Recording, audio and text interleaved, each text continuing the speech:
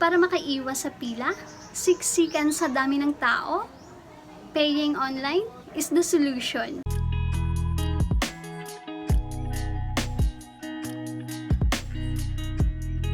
Hello everyone, it's me Rina and welcome back to my channel. So for today's video, we're gonna talk about how to pay Globe at Home Wi-Fi using the Gcash application. How do you pay your bills? Ikaw ba ay bumabiyahe, pumipila, o naglalakad pa para magbayad?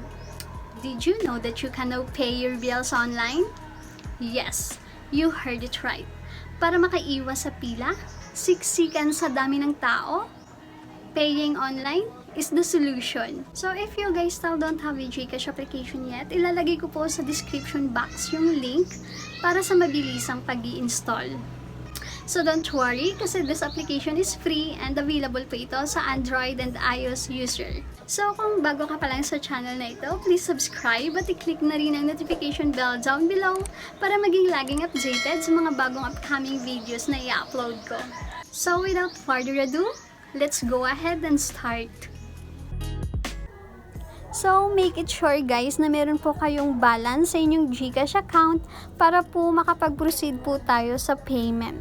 So, from here, sa dashboard ng Gcash, may iba't ibang features ang Gcash para sa ating mga user. Pwede tayong mag-cash in, send money, which is very easy na lang sa pagpapadala ng pera. Pwede rin po tayong mag-ipon dito gamit ang GSave, buy loads, pay bills, at itong pay QR na available sa mga department stores.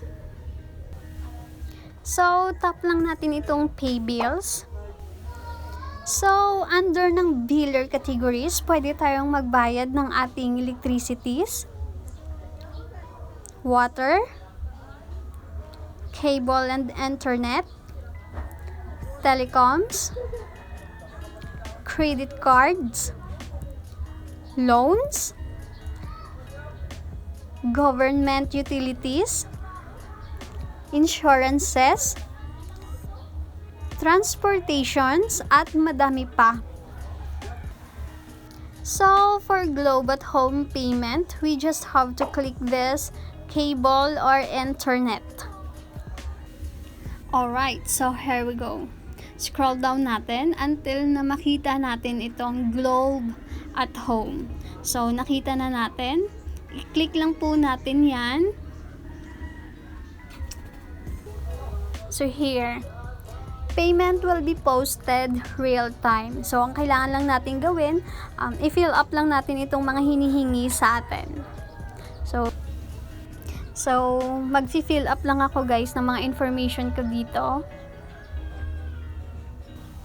By the way guys, I'm using account number instead na landline. So sa type, may pagpipilian dyan, account number or landline. Ang ginamit ko, ang pinili ko po is account number. So account number po yung ilalagay natin dito.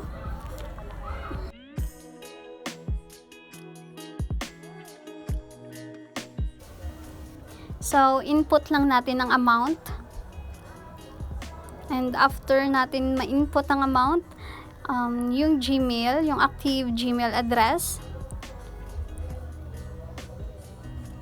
So, kung okay na lahat, click lang natin itong next.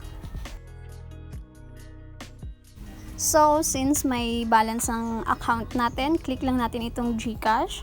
And then, review natin ang lahat ng details na nilagay natin and click natin itong confirm and payment was successfully sent na. So kung gusto nyo ma-check, punta lang kayo sa Gmail ninyo, or kung gusto nyo naman just click yung mail sa Gcash para ma-review ninyo yung receipt na pinadala sa inyo ng Gcash. If you guys like this video, please give it a thumbs up.